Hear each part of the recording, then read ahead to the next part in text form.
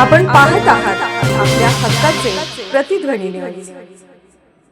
जुन्या वैमनस्यातून सांगलीत तरुणाची निर्गुण हत्या, कोयता चाकूने 8 ते 9 वार शहरात तणाव।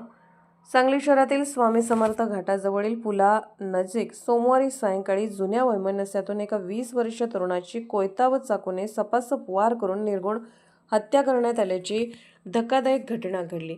या घटनेनंतर परिसरात मोठी खळबळ उडाली असून शहरात काही काळ तणावाचे वातावरण निर्माण झाले। परिस्थिती नियंत्रणात ठेवण्यासाठी पोलिसांनी अतिरिक्त बंदोबस्त तैनात केला आहे। मृत तरुणाचे नाव चैतन्य देवा तोरणे, वय 20, राहणार नवीन वसाहत, टिंबर एरिया, सांगली असे आहे।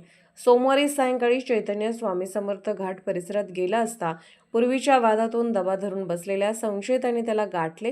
त्यानंतर कोयता व चाकूने त्याच्या तोंड, मान, पोट आणि डोक्यावर सपासप 8 ते 9 वार केले। गंभीर जखमी झालेल्या चैतन्याचा घटनास्थळीच अतिरक्तस्रावामुळे मृत्यू झाला। घटनेची माहिती मिळताच पोलीस निरीक्षक अरुण सुगावकर यांच्यासह पोलीस पथक तातडीने घटनास्थळी दाखल झाले। त्यानंतर पोलीस अधीक्षक तुषार दोशी, अप्पर पोलीस अधीक्षक कल्पना बारवकर, उप अधीक्षक संदीप भागवत तसेच स्थानिक गुन्हे अन्वेषण शाखेचे पोलीस निरीक्षक संजीव झाडे यांनी घटनास्थळी भेट देऊन तपासाचा आढावा घेत संबंधित अधिकाऱ्यांना आवश्यक सूचना दिल्या।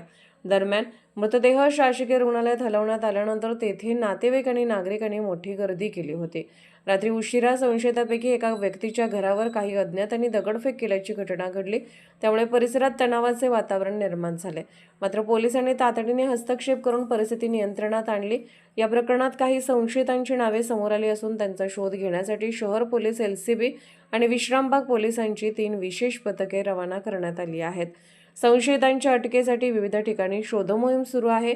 प्राथमिक तपासात ऑगस्ट 2023 मध्ये झालेल्या विनोद इंगळे हत्येच्या पार्श्वभूमीवर निर्माण झालेल्या जुन्या वैमनस्यातून हा खून झाल्याची शक्यता पोलिसांनी व्यक्त केली आहे।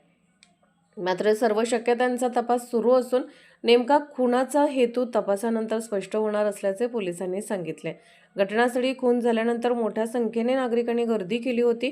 यावेळी मृत चैतन्य तोरणे याच्या काही नातेवाईकांनी घाट परिसरात पाहण्यासाठी आलेल्या नागरिकांशी आक्रमक वर्तन करत दहशत निर्माण करण्याचा प्रयत्न केल्याचीही माहिती समोर आली आहे। या पार्श्वभूमीवर पोलिसांनी परिसरात अतिरिक्त बंदोबस्त ठेवत कायदा व सुव्यवस्था अबाधित राखण्यासाठी विशेष खबरदारी घेतली आहे। या निर्घृण हत्येमुळे सांगली शहरात भीतीचे वातावरण निर्माण झाले असून आरोपींना तातडीने अटक करून कठोर कारवाई करण्याची मागणी नागरिकांकडून होत आहे। आपण पाहत आहात प्रतिध्वनी चॅनल। अशाच बातम्या पाहण्यासाठी आमच्या चॅनलला सबस्क्राइब करा आणि बेल आयकॉनवर क्लिक करा।